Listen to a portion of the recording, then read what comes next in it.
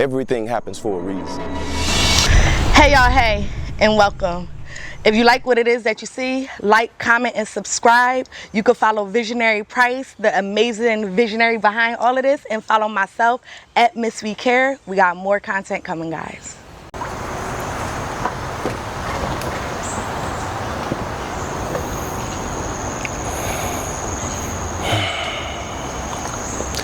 Everything happens for a reason. Hardship has a season, but our palate doesn't always welcome the flavor. Discomfort is rarely something to savor when we have a taste for hope. Sometimes gluttony becomes a habit that's hard to let go when our eyes see more than our stomach can hold. As you set cornerstones to square up while building towards goals, don't waver from the commitment you made in the beginning when things were going your way. Don't negotiate with yourself because you might come up short. You may lose focus entertaining the retort that comes when things get tough. When your comfort zone whispers sweet nothings that say where you are is enough. Complacency is a thief that steals focus and leaves grief, robbing you of an opportunity to tune your energy, reach a harmonic frequency to secure a future for the sake of legacy. It's a curious thing how distraction tries to become the ambassador for everything. I'm essential, and so are you.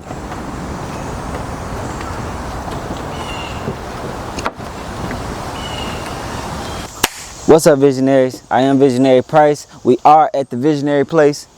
Make sure you like, comment, and subscribe. That's the only way we're going to be able to keep this going. This one is for the visionaries. Everybody go through things and looking for a way out. This your way out. So tap in for sure. This for us. Let's go, visionaries. What's up, y'all? What's up, visionaries? We at the Visionary Place. We in nature once again. It's so beautiful, right? Yes, sir. Absolutely. Today, I had to pull out my dictionary. This guy is a wizard with words. Another OG of poetry. So much I could say. I'm not in a fraternity, but he's a member of Q. I don't know. Omega Psi Phi? Yes, sir. I don't want to disrespect. You good. Feel me? You good. Yeah, so I'm done with the talking. I'm going to let him introduce himself. It's a pleasure to be here at the Visionary Place. I'm Immortal, aka Essential Mortal, spoken word artist, poet, griot, however you want to say it. I'm that and then some. I'm also a member of Omega Psi Phi Fraternity Incorporated.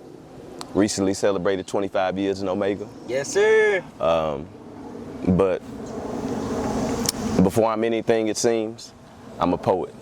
So I think we're here to delve into that a little bit, and I look forward to chopping it up and getting to the heart of things. Yes, sir. Appreciate you for coming. Absolutely. All right. Well, let's get into it. I think the most interesting thing about the piece you spit, it had to come from experience. You know, that's something it sounded a lot like ambition. You know, like an ambition piece. Absolutely. What was you trying to get across? I really wanted to explore how one of the common threads of life for all of us is that when we are seeking to accomplish a goal, there are often a lot of things that become distractions. Distractions cause us to lose focus. Distractions can cause us to miss opportunities. Distractions can keep us from being prepared for that moment. So in that piece titled Everything, I really wanted to point out that as we go through these different things in life, especially in our growth periods that aren't all that comfortable, it's very easy to become distracted when we really need to stay locked in despite the discomfort so that we can get to where we need to be as we evolve in this thing called life. Name a time when you was distracted. You had a goal in mind. It was right there. And then for some reason you lost vision of it. Oh man. I could cite so many different points in life, because that's one of those lessons that sometimes you have to learn in different stages of life again. I would say one distraction for me was I was on the edge of completing my 4-year degree at Wiley College.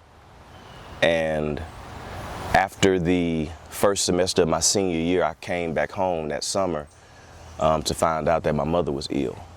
She had been diagnosed with multiple sclerosis, and that kind of shut everything down for me. Ironically, while I was attending school that semester, it was probably one of the worst semesters of my life, and I couldn't figure out why. I was so distracted. I was so disconnected from school, and I had no idea why.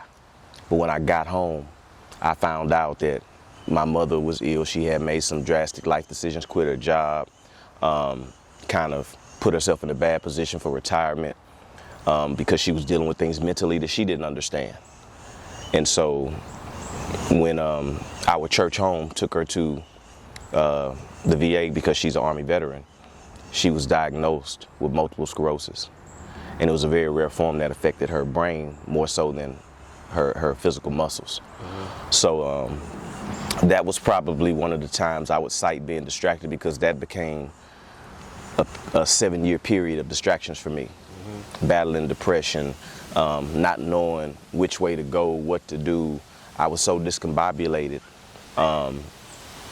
trying to figure things out that I didn't really understand. Okay, so it sounds like not only was you dealing with your mother thing, but also in school, the walls was closing in there as well, right? Absolutely.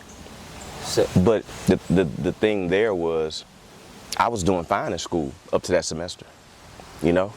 But for whatever reason, whatever was going on with my mom was affecting me from a distance, but I didn't know what it was. It was like a spiritual thing? Yeah, but I didn't understand it. I had no idea how to make the connection to realize something was going on at home, something was wrong at home. I thought it was just me, you know? But it turned out that my mother's distress, the changes she was going through, somehow that stuff impacted me all the way in college. But because the village, you know, it takes a village, our community, decided to wait until I came home to let me know what was going on. I was in a mental limbo. So yeah, I think that was probably the best thing for you, because if they'd have told you then and there, and you probably wouldn't even graduated. Ain't no telling what would have happened. The thing was, I didn't. Oh. So over that next 7-year period, I was more concerned with my mom. I didn't go back to school. Gotcha.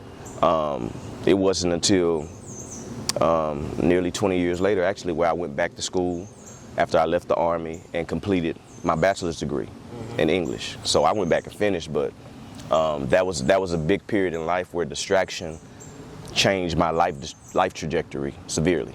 Gotcha. So after that, you were saying that it caused depression in you. A lot of people go outside of, you know, things that's good for us to deal with the depression. It sounded like you was going through a lot of stuff. How did you deal with your depression? Was it taking hold of you at that moment, or you found a way? No, man. It had me against the ropes, bro.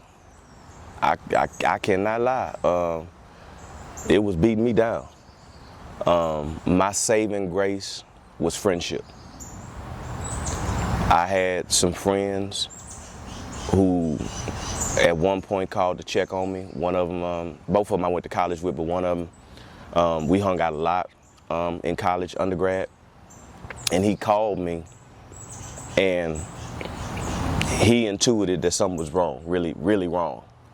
And I didn't know, but him and another one of my college classmates, they showed up, came to my house, picked me up, took me to their house, took my mind off of things, let me get in, actually spent the day running through poetry. Poems I had wrote, making videos, they really just pulled me out and loved on me and put my mind on something creative and constructive that gave me a chance of surviving. Because at the time, I didn't know I was depressed. I didn't know what depression was. So when you're going through something and you don't know what it is, you can't define it, it's very challenging to combat it. And I was blessed by friendship, by people who heard and felt it. Love that. Yeah. The power of community. Absolutely. Is so strong. We don't know until we actually go through things who really got our back. Yeah. It's a fact. Mm-hmm. And you touched on another thing as well. You were saying that. I'm trying to remember. God dog. You were saying that power of community. It'll come back to you. It'll jump out of the atmosphere when you talk about something. Oh yeah, I remember what you said when you said the thing with the words. It'll come back. But yeah, the power of community. You know what I'm saying? We need more of that. Absolutely. You feel me? Brother, how you feeling today? Brother, how you doing today? If without that, you would have jumped off the edge. It's very important to have a community of self-care, especially as a black man, no matter what your stage is in life. We are in an era where it's all the more critical for black men to have high levels of emotional development, right? It's been emphasized, it's been stressed by the women in our community. We have for too long been oppositional to one another due to programming. Talk about programming, that's a rabbit hole. I'm not gonna lie to you. No lie. You can go there. I'm gonna go there. Let's think about that later. But right now, you said something that made me remember. Right? You were saying that I forgot it again. Goddamn. We gonna get it again, man. You know, we gonna get it again. That energy's here. Depression. Yeah. When you was going through the thing with your mother, was that the first time you ever felt depression? Yeah. I've experienced frustration, confusion, anger, a litany of different emotions that were based out of a foundation of anger, but never depression. For me, I believe that what triggered that depression was watching my mother deteriorate, watching the strongest woman I'd ever known deteriorate slowly over the course of a 7-year period and not being able to do anything about it. Feeling totally helpless when this was one of the main people who was there when I needed them, who helped me when I needed help consistently, who took care of me, and it only seemed right that I should be able to take care of her, despite the fact that, realistically speaking, in my 20s I was still a child. I was 20 years old. So how could I possibly be equipped to take care of a situation of this magnitude? And that logic didn't find its way into my mental state at the time. You would say, forget that. That's mama. That's mama. I want to be able to, you know, and the fact that I couldn't fix what I so desperately wanted to be fixed opened the door to depression for me. I got a similar story. This person I'm referring to was literally my role model. I watched him do some amazing things, not only for himself, but for me. Right. It was times where, you know, I had some enemies, and he made sure that them enemies was no more. Not kill them or nothing, but, you know, just diffuse the situation the best he could. So in my mind, this is my superhero. Right. I want to protect him the same way he protect me. But his battle was in his mind. And that's a battle I can't help with. And that's the part It left you feeling helpless. You know? Yeah, absolutely. Being a man and feeling helpless is probably our #1 kryptonite. Oh yeah. We cannot stand that. By nature, we want to fix things. We want to solve the problem. It's almost like it's coded in our DNA. We want to be the ones that fix things when people come to us for help. Even when they're not coming to us for fix things, we looking for something to fix if it's somebody we really care about. The balance to that, I believe, is understanding what your purpose is in the moment. Your purpose may not necessarily be to repair. It may be to support. It may be comfort. The word nurture is not a word that's often synonymous with men, but we possess the capacity to nurture. I like that. Right? That's tied to our emotional development, though. So we possess the capacity to nurture at a different level, in different ways from women, but our nurturing can be equally effective if we make room for it, if we allow it room to blossom. Being aware of our emotional intelligence. Absolutely. I would say emotional development. What's the difference between emotional intelligence and emotional development? Well, for me, emotional development speaks to an awareness of recognizing that I have areas of development specifically there. Room for growth, where emotional intelligence kind of comes across for me as something that doesn't match or mix, because it almost gives the implication that there's a preset level of your emotional capabilities. It's like an IQ test. You never really know how much it is. Yeah, but people will use the term emotional intelligence to put you in a box, to limit you. But if you're not focused on emotions from the aspect of intelligence, but you look at it from an aspect of development, I like that. you place yourself in a position to continue to evolve on another level. Thank you for that. That was a gem. I also do have a gem for males, because like you say, we not equipped all the time with the most intelligent emotional development. You Right. know? We are taught to suppress and block. Don't cry. Don't do this. You know. Exactly. It was a female, a feminine female in my experience taught me this.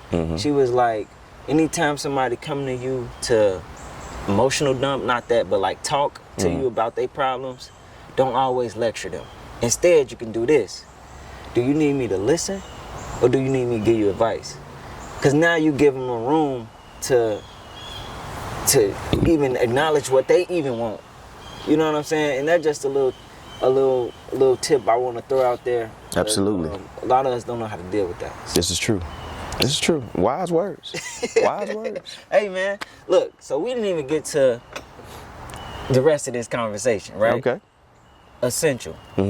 Why did you choose that for your name? Well, that's a good question. I'm glad you asked. When it came to writing poetry,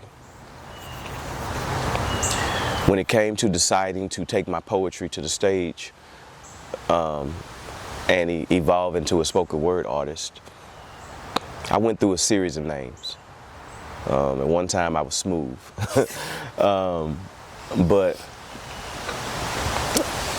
when I returned to writing a couple of years ago, I found myself in a very interesting space called Clubhouse. Oh yeah, familiar. And I was immediately drawn into the poetry community. I chose the name Essential because when I write, when I share my scope through poetry, my focus is to provide something that is value added, that is essential to either perspective, to life, to understanding.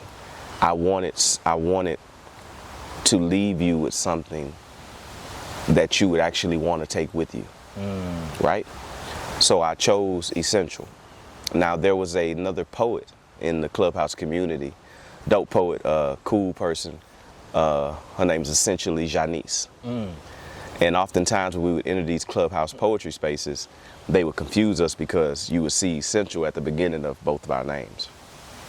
So I added essential, I added mortal to essential, essential mortal, which eventually evolved into immortal. And the immortal element comes from acknowledging and accessing the God in me. We shy away from our greatness, our power, that thing that ties us to the divine, right?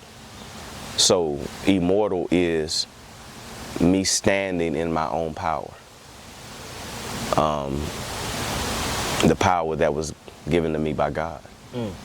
So that's the evolution of my name. I like that. I like that. Thank you. When I first heard Essential Immortal, it sounded like to me that what you're doing now gonna forever go on. Absolutely. Your legacy's on. That's the other element of it. Come on, man. That's the other element. And I leave that out there for people to make that connection, right? Immortality. Of course, it's not spelled the same. It's the letter E-mortal when I put it out there. But the immortality, the legacy is there. This version of me won't live forever, but what I leave behind has the potential to live forever. Come on now. As I prepare to transition to that next plane of existence, I want to leave something here to be remembered by. Come on now. So, immortal. You talked of some real powerful stuff, especially when you were saying that to activate the God in you. Have you always had that activated? No. Had to turn it on? No. It's always been there. It's always been waiting for me to open the door, right?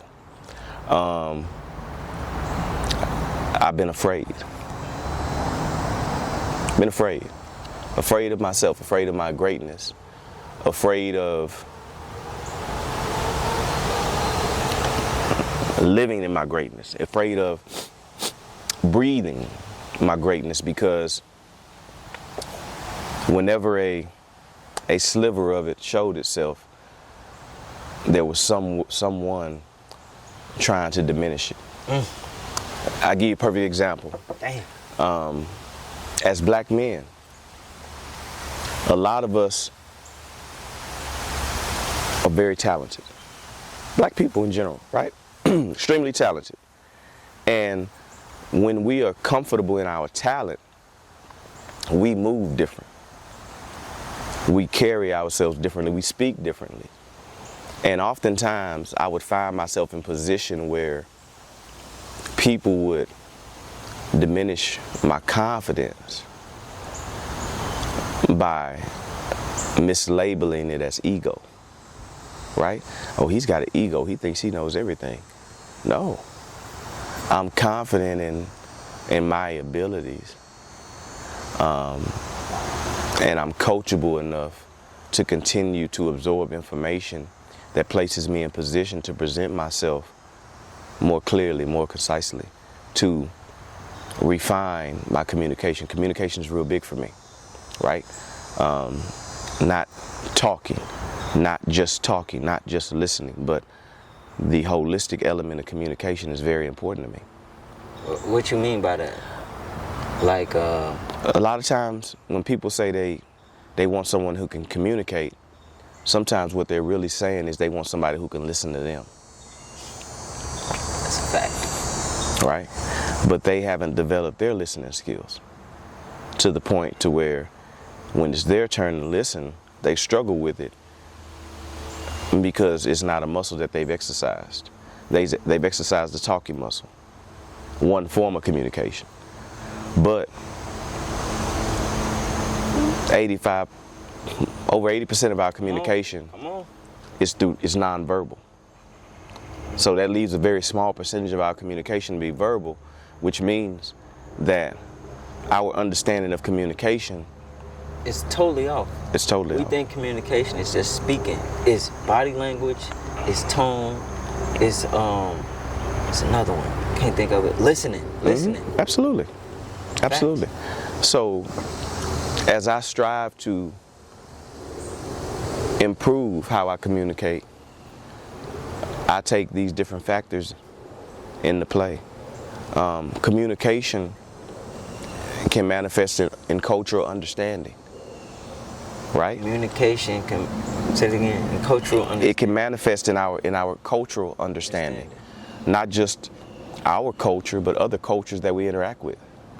And that's the beautiful thing about the poetry community. It pulls together all these different cultures, these people from different backgrounds, for the love of one thing, poetry. Right? It gives people the experience to see a different perspective. Absolutely. That's a fact. So let's talk about that, right? Central Immortal. What's your background like though? Like before you was this person, you know what I'm saying? You came from somewhere. You know, you from somewhere. You had a mother and father that raised you a certain way. So what was that like? Your background? I grew up here in Houston. I was born in Fort Huachuca in Sierra Vista, Arizona, because my parents were met in the military. Okay, gotcha. Right. Ironically, when I joined the military myself, I ended up being stationed at Fort Huachuca, where I was actually born. That's funny. But I grew up in Houston. Had a lot of family on my mother's side here in Houston. On my father's side here in Houston. Most of my family on my mother's side was Alabama and Ohio. Gotcha. So I grew up surrounded by key family members. My big mama, my father's mother, had a lot of cousins that I was connected to growing up. And for me, as a child, spending a lot of time at my big mama's house on the weekends. Big mama. I was always in position where I had the opportunity to learn. Because in my era of childhood, I was taught when adults are speaking, you don't, unless you're spoken to. So while I was often in spaces with adults and not part of the conversation, I was attentive to their communication dynamics, to how they interacted with one another. And as a young boy, I remember trying to emulate that with how I communicated with my peers. But in trying to mimic or implement what I understood in adult communication behavior dynamics, I often found myself in awkward exchanges because my peers didn't understand. Like, what did you tell him? He's saying all this. Yeah. Because there was, I'll go back as far as say middle school. In middle school, communication dynamics, talking over each other. Very little pause for exchanges and interpretation. Everyone wants to be heard, right? That's what I was struggling with. I was in a space where I understood the importance of not just being heard, but being able to hear. And my peers at the time, they hadn't really reached that frequency yet. My daddy always told me, you got 2 ears and 1 mouth for a reason. Absolutely. So you can listen more than you speak. No doubt. You feel me? Mm-hmm. It's crazy. So was anybody else talking like you in your actual family? Like this big vocabulary exists in your family, or you just wanted to do that on your own? Maybe when you found poetry. I have a family full of smart people, intelligent people. But I was, I guess you could say, the designated wordsmith. Yeah. Words and me have always had a connection somehow, a connection I didn't understand, but it's always been there. Was poetry your first love then? Absolutely. What? Absolutely. I wouldn't expect that. I fell in love with poetry in the form of hip hop. Rap is poetry, right? I just want to say, all rap is poetry. I just want to, this to the camera, reality, this to you. We had this conversation. He talked about poetry and rap, 2 different things. I'm like, no, it's not, but you got it. Well, anyway. to his point. Okay. all rap is poetry, but not all poetry is rap. All rap is poetry, not all rap is poetry. No, all poetry is rap. Yeah, not all poetry is rap. Okay? So rap is usually confined to iambic pentameter and a certain musical count. You have to stay on beat, right? With hip hop, with rap, for it to resonate the way it needs to be resonate, because it's married to music, right? Poetry is not confined that way. The iambic pentameter that you hear in a lot of rap is only one element of poetry. It's only one poetic device. We have a plethora of devices, alliteration, similes, metaphors, so many different things to choose from when we're constructing a poem, that it's hard to put all of poetry in that same box you put rap in. Let me give you an example. Let me give y'all an example. Basically what he's saying is poetry is like the ocean. You can't just put it in a water bottle like rap can, because it's in a container. Rap is in a container because it has a beat, it has a metronome. Poetry dot. So it's like trying to contain the ocean. Absolutely. Absolutely. That's a very good analogy. Thank you. I don't think I asked you, how many years has it been since you've been doing poetry? I started writing poetry as a teenager. I want to say that I started sometime in middle school, but it wasn't until high school, I think, where it really started to resonate with me. I remember coming home from school one day. At the time, I lived on Wheel Avenue, which is the street that leads right directly to the front of Texas Southern University. So living with my dad at the time. I had moved in with my dad as a teenager, I think around 16 years old. And I was coming home one day, and I came home, and my stepmother was sitting at the dinner table writing. And I spoke, and I was like, "Oh, hey, what you writing?" She was like, "Poetry." She let me read a little bit of her poetry, and immediately I was intrigued. Now, I had tried my hand at poetry, I think, like I mentioned, in middle school a little bit, but it wasn't something that I was really tied into. But the conversation with her about poetry sparked that flame, right? So I started writing when I would feel it, wake up in the middle of the night, write something. But I was a very sporadic writer. What did that mean, exactly? There was no consistency.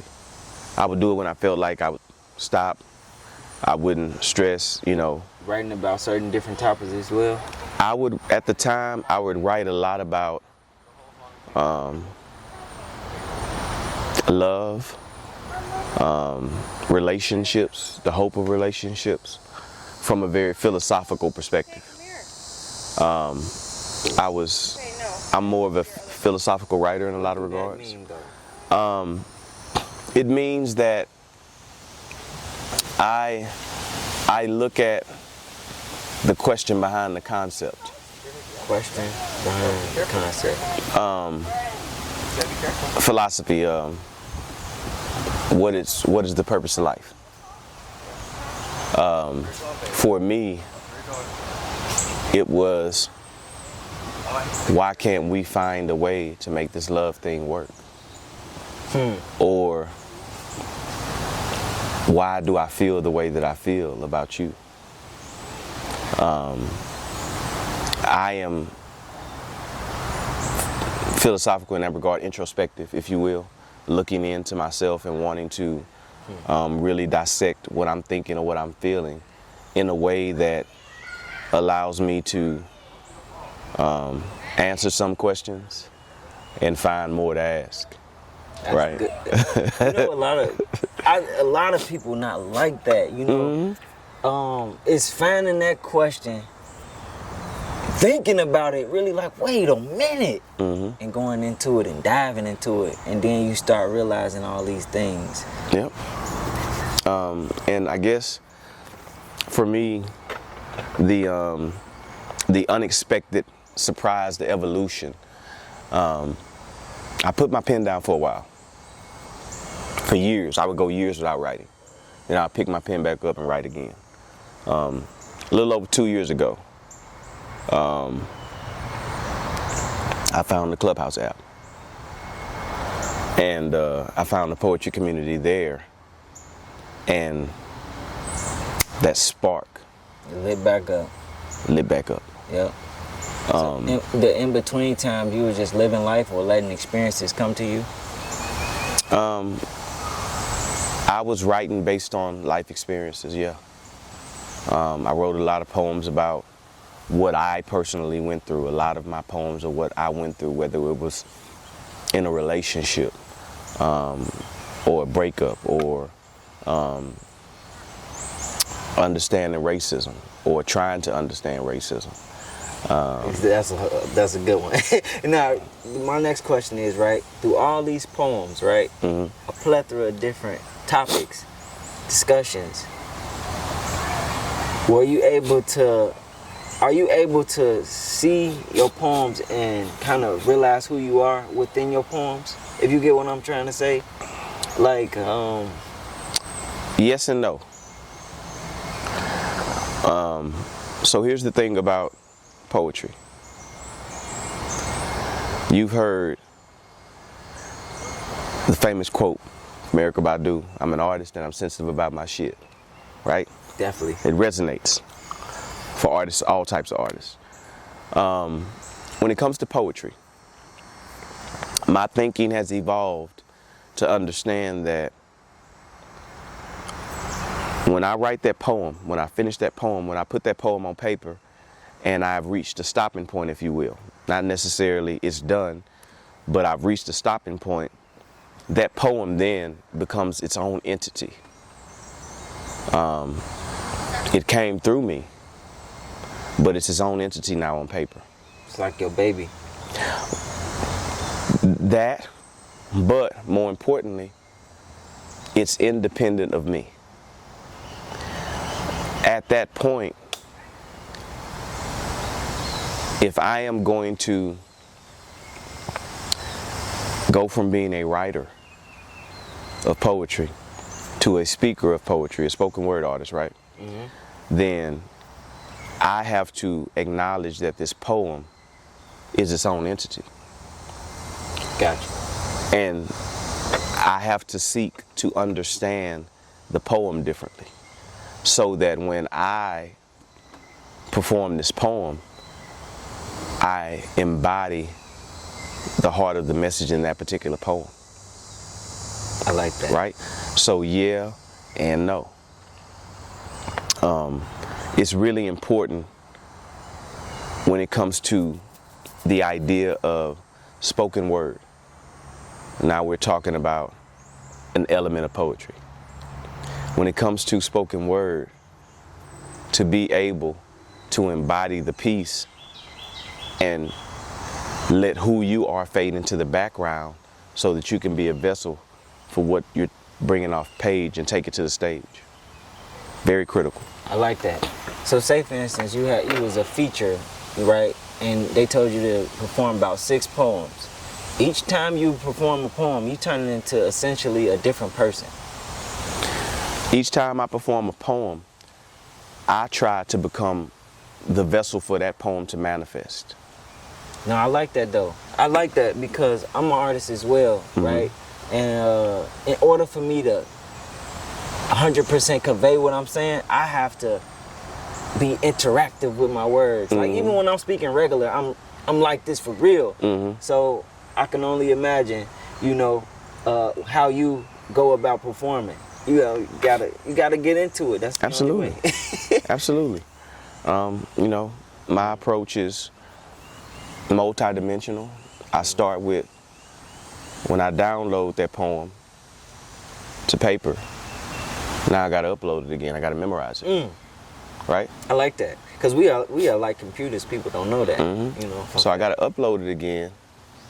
And after I upload it, then I have to embody it. Memorize it first, embody it second. A lot of times, artists will stop at memorizing, at memorization. So when they get to the stage, they're essentially reading the poem from the screen in their brain. They're not embodying that poem to facilitate the connection between that poetry and the audience. So it hits different. Gotcha. To me, you are a very deep thinker, very intellectual, a person who feels philosophical, like you say. And I could tell when you get into something, you get in there all the way, like focus. You feel me? Absolutely. From my little knowledge, of course, you can let me know if I'm wrong. When I hear about, you know, Q dogs and stuff like that, you know, you know, they get a stereotype for being just this mad aggressive, mad like, you know, a dog, and I don't see that in you. So when you was crossing and things like that, why did you feel like they picked you?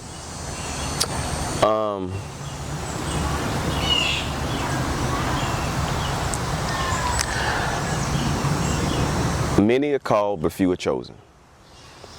For me, Omega Psi Phi was the only choice. I did not research or explore any other organization.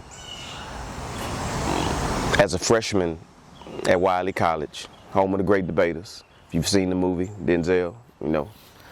I did not know that though. You put me on. Yeah.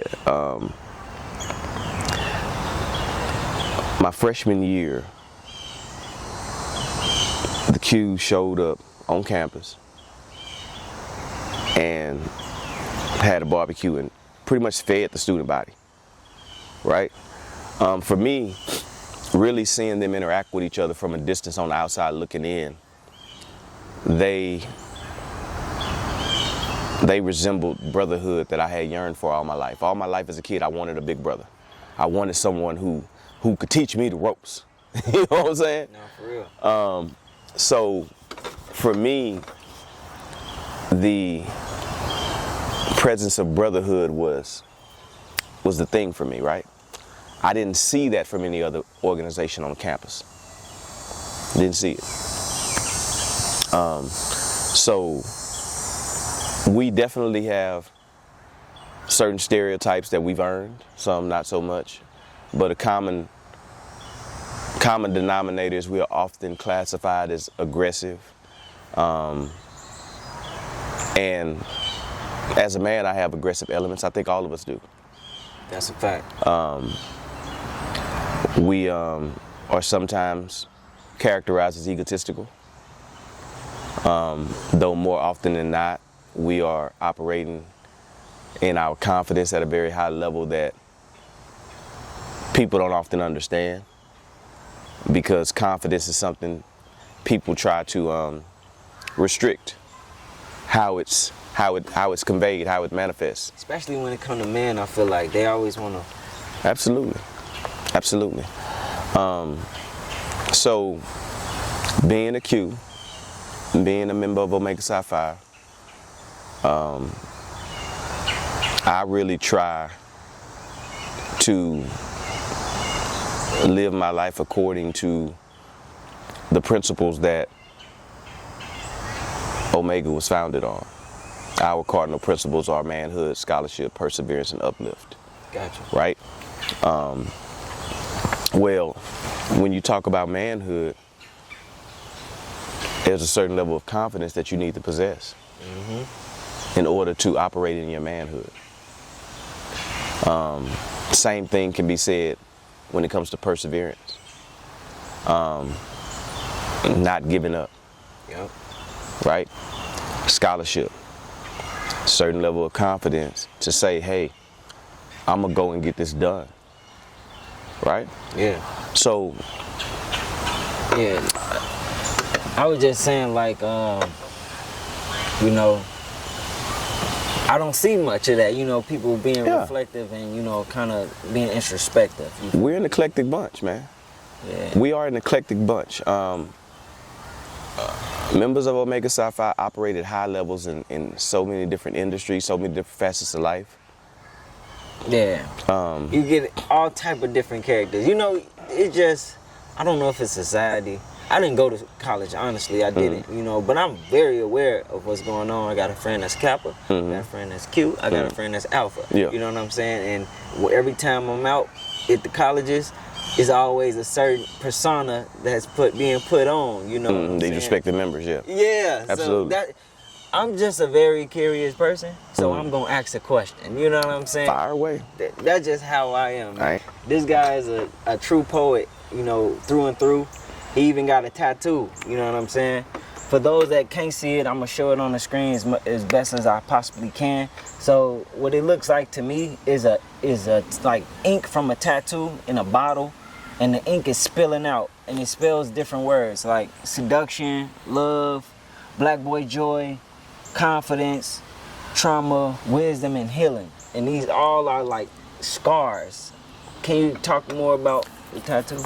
So yeah, absolutely. So the jar of ink is an old school ink jar from the days when people would write with feathers. So this is actually a two-part tattoo. On my right forearm, you have a feather pen, an old feather pen, and it's scribed to the words, "My pen tastes like." Those were the words born of another poet that I'm really a fan of, Faye Donna Toussaint. She's a poet based out of Canada, introspective poet, very dope poet. So I took those words, with her permission, of course, and I had to ask him first. I decided to add those words to my arm. I wanted beautiful words from a beautiful woman on my arm till I put a beautiful woman on my arm. And the feather pen actually is adorned with jewels, or pearls, if you will, dropping jewels of knowledge, right? So when I dip my pen in the ink jar, I splash parts of seduction, elements of seduction, because I'm also an erotic spoken word artist. You know, I wanted to ask you about it. We gonna say Love, black boy joy, confidence, trauma, wisdom, healing. These are some of the different elements that I explore in my poetry. basically each time you go to write something, you dip it in either the love, the confidence. Basically, that's what people most likely would expect to receive from you, those type of poems. Yeah, there's no limit to the scope of writing if you allow yourself to see the world, right? Some people have a niche, a comfort zone that they stay in. For me, my comfort zone has always been love and erotica, erotic poetry. I've found I had a very significant talent for erotica. Gotcha. So that's, when it comes to writing poetry, that's like breathing to me. Erotica is like breathing to me. I can write that anytime, right? But I did not want to place limitations on my pen. So I've made it a point to explore other topics, to develop my penmanship in other areas that will resonate with different people at different stages of their life. That's a fact. So let's speak on the erotic real quick, right? So people don't know how deep sex is, for real. For those that don't know, how deep do you feel like sex goes? Well, for me, erotica is more than sex. The erotic is intimacy. But when we explore sex, sex is really an expression of the passion, the intimacy, the connection, the love you have with someone, right? So for me, that's like the Matrix. That's like red pill or blue pill, how far you want to go down this rabbit hole. Yeah. And I use erotica to explore those connections in a lot of different ways. To the point where I may be talking, I may have a piece that's not sexual at all, but you can't help but feel the sexual elements in the content. And for me, I want to take a moment to distinguish between erotica and what I tend to classify as pornetry, which is poetry that is filled with raunchy, explicit words talking about sex. I don't write that. I don't write like that. I very, very rarely use explicit words in my erotic poetry. Very rarely. Most of my poetry, period, paints a picture, but especially my erotica. It paints a very distinct picture without relying on certain graphic or explicit words. I got you. For me, it sounds like, although it may happen, but you're not specifically trying to, get the private parts of the women wet, but it may happen. It's a natural byproduct. You feel me? You know what they call that, right? What? A sapiosexual. That's exactly what I Line. am. I am a sapiosexual myself. Intelligent conversation is an arousing element for me, a stimulating element for me. So for me, interacting with a woman, her ability to charge me intellectually It's different. is extremely, extremely valuable, extremely important, and often very well reciprocated. So definitely erotica falls firmly in the realm of sapiosexual proclivities, if you will. And it's just one of those things, bro. Yeah, no, trust me, I know. You feel I'm me? actually putting together a night of essentials, a spoken word event, an erotic spoken word event that is geared towards couples. I'm also working on an erotic spoken word event that is geared specifically for the ladies. So if you're in a relationship and you and your partner want to come out and enjoy a night of erotic poetry, I got that. If the ladies, single ladies, just want to come out and have somebody talk real nice to them, that's easy on the eyes, if you will, then I have some in development for that as well. So Look, if you looking to have a good time, you feel me, come out to this event, you feel me, I feel like you gonna have fun. You know? no doubt, no doubt. Yeah. So, how can people, contact you if they, want to know more about you, want to go to your events, or want to hear some more poetry from you? Instagram is the best way to get a hold of me. Follow me at Essential Mortal. That's ESSENTIAL MORTAL. If you type it in, it'll come up. You'll see me. Follow me. I'm usually all over these Houston poetry streets, but I can most often be found at least twice a month at Poetry Lounge on Sundays. I'm usually at Sugar's co-hosting. So if you like poetry and Erotic poetry? especially erotic poetry, if you wanna be around me when I do this thing called Poetry We Do, then tap in with me on Instagram. Love to have you there. Tap in with him. Make sure you bring a dictionary, because he gonna word you. So, you feel me? Absolutely. The camera, I want y'all to zoom in on me. Zoom out on him so we can get his reaction as well. The first time I'm doing this, it's called a random fact moment. This is something I learned this week, and I would like to share with y'all. The overall thing is, is a message. So this is the reason why I'm saying it. So, for those that don't know, I work for Metro. Okay. I pick up people with disabilities. You know what I'm saying? And I often pick this one guy up all the time. But to this day, he was down. You know what I'm saying? I don't like feeling that. Right. So I'm like, what's going on? You know what I'm saying? He was like, I'm having a shitty day. I'm like, man, there ain't no such thing as a shitty day. You up, you know what I'm saying? You grateful, the sun up. He was like, nah, fuck that. I was like, well, what's going on? He was like, today I woke up and my male member was not there. I'm like, you playing. You bullshitting. First of all, get his reaction. Woo! Didn't see that one coming. His male member was not there. This is for my obese man. This can happen. I looked it up.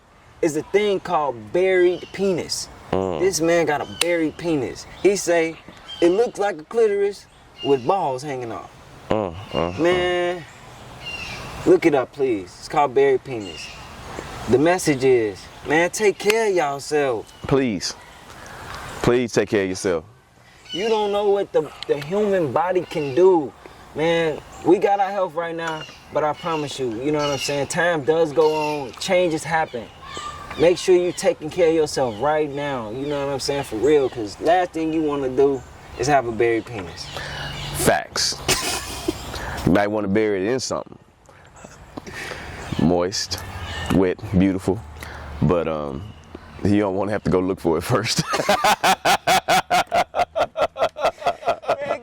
Going, man. Hey, look, I appreciate you. Absolutely. You feel me? You've been a pleasure. You feel me? And y'all, man, I thank y'all for tapping in.